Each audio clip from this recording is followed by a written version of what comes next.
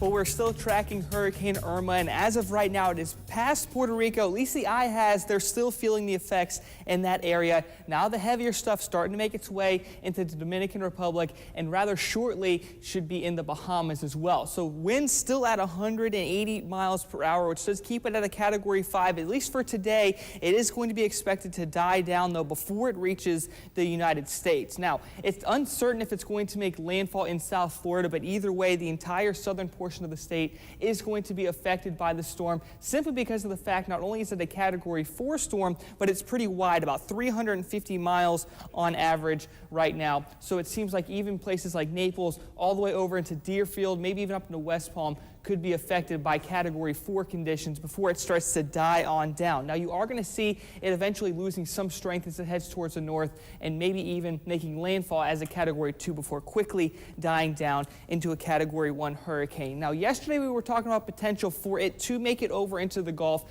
I think right now it's just about done. It really is going to stay in the Atlantic or track its way up through the center part of Florida. And as it continues up that way, the uncertainty now is where it is going to cross once it makes landfall in either Georgia, South Carolina, or potentially even North Carolina over there. But it looks like the consensus is now making that turn closer towards Miami, where they could see quite a bit of rain. Now, not as much as Harvey. I know we are coming off the back of that, maybe 4 inches inland. If you live along the coast, you're going to see some spots there getting close to 10 inches. So that's going to be the case all the way up through Georgia and even into South Carolina. Now, for middle Georgia, it looks like we could have some areas reaching maybe 2 to 4 inches, maybe a little bit more in some isolated spots with this model, but yet there is another model out there that shows a spot like Macon, Warner Robins, not getting any rain at all from the storm, but wind speeds are still going to be something to watch out for in that area, with wind gusts in between 50 and 60 miles per hour at highest across middle Georgia.